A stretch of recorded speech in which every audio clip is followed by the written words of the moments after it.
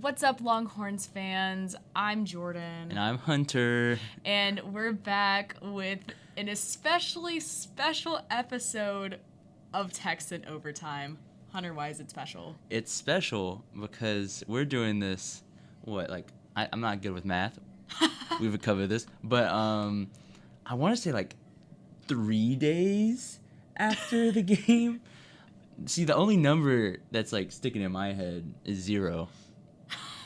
It's the only number that matters, quite frankly. Yes. I'm trying to piece together why it means so much. I wonder maybe it's because it's the first time that Oklahoma has scored 0 points. 0 points in a Red River Showdown game since 1965. That's a long time. It's a long time. I can't do that math. It's 60 years or something like that, but that's a lifetime ago. That's a long time ago. Yeah. Well, we had a lot of fun covering the game. I mean, what sticks out to you about your personal experience from that game? I mean, I just walked into the press box, and it was so surreal because that thing has been standing since the 30s. It was a little janky. It was a little old. Every surface in the press box was white, so because the sun was coming up, it was just reflecting off everything, and it felt like I couldn't see for a solid hour and a half, 2 hours. Jordan let me borrow her sunglasses. I hate that the sunglasses look better on you than they look on me. I just winked at the camera. Oh my gosh, the pictures were absolutely fantastic because they were blue Ray-Ban aviators that, quite frankly, I took from our lost and found in our student affairs office. Nobody had claimed them in 2 weeks, so I decided that they were mine. Great game. And Hunter kind of rocked them. Yes. That is what the cool kids say. I felt like I was always meant to wear those sunglasses. In the Cotton Bowl press box. Yes. Specifically. Mm-hmm. Yeah. I mean, what were you thinking whenever you got up there? Well, yeah, obviously I was blinded. The sun was just in the perfect spot. You talked about the white everything.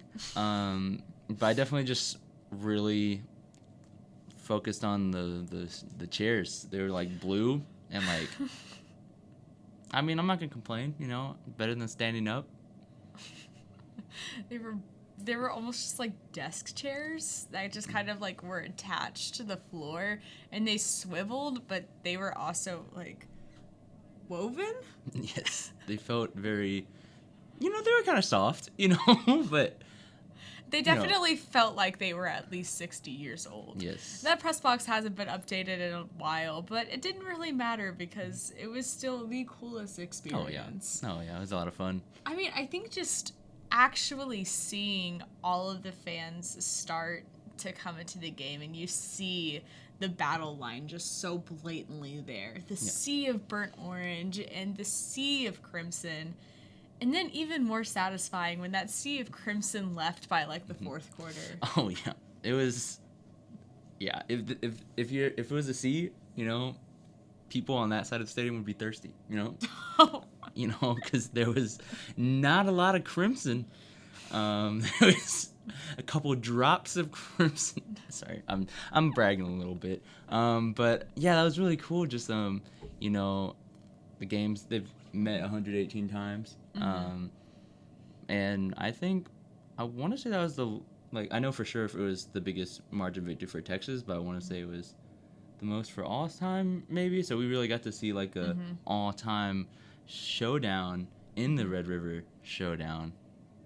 It just felt like a very historically significant game. I mean, because this team hasn't won the Red River Showdown game for 3 years. The last time that Texas won it was 2018.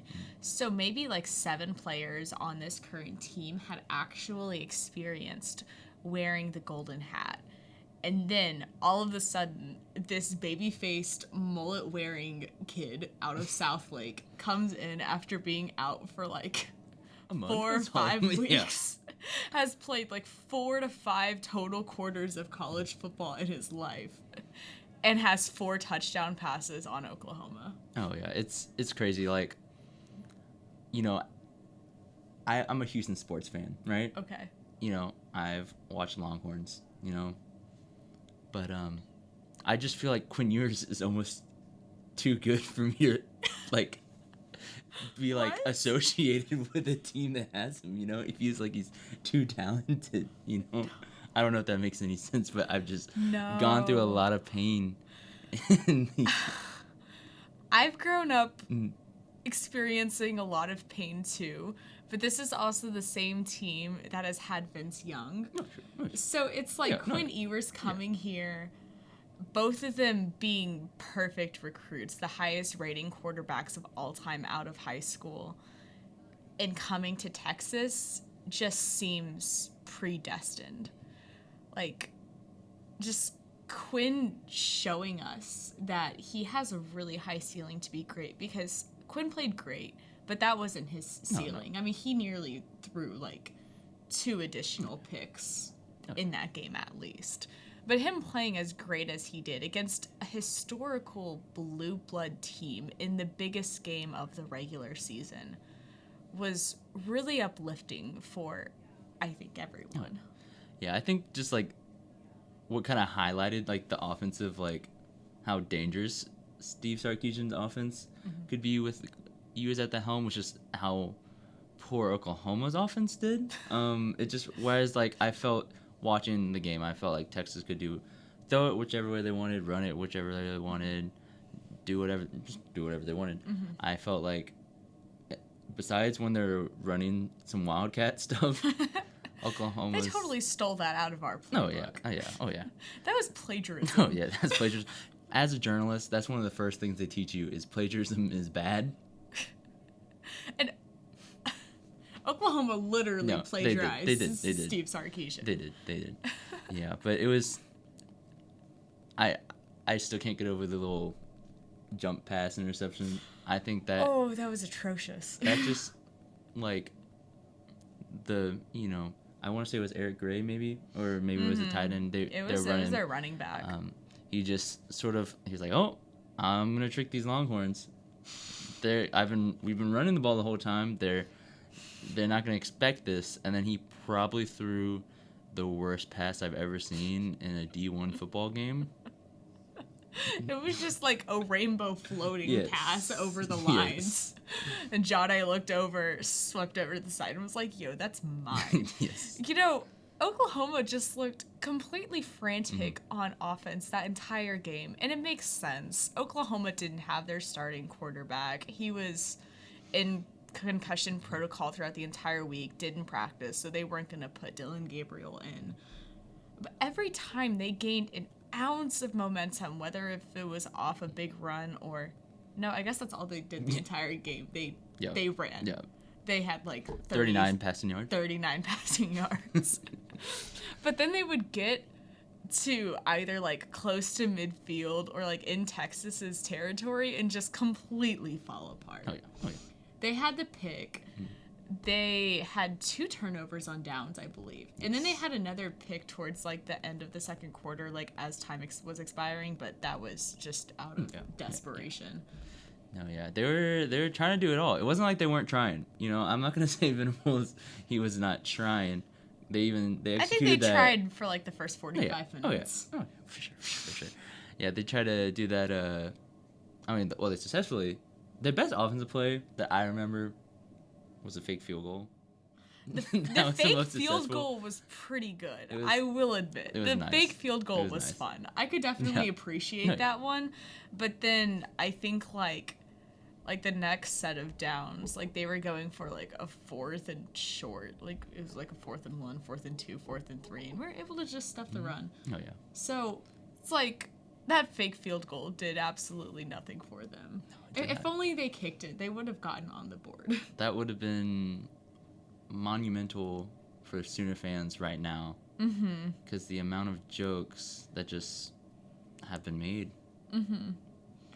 it's perfect, especially because like OU's logo is just like O and then like the U, so you can just go like 49 to 0. It's probably backwards for the camera. Probably. Yeah, it's speaking of the OU memo. logo. I'm not gonna lie. Oh no. It's always looked like a Q to me. I'm unshamefully gonna admit that.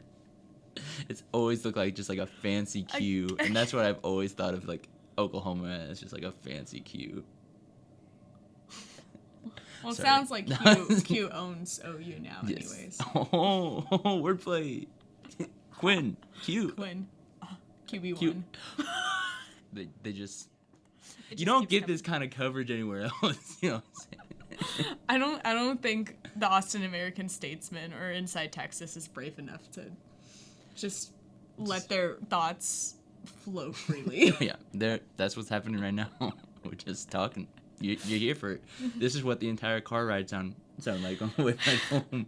It's just On the way home? on the, you know what I mean. Yeah, Right. just complete rambling. Yeah, just rambling. I will probably be rambling about this game for a very long time. At least, like, the rest of my college career. Definitely obnoxiously so within the next couple of weeks until the Big 12 championship, regardless if Texas is in it or not.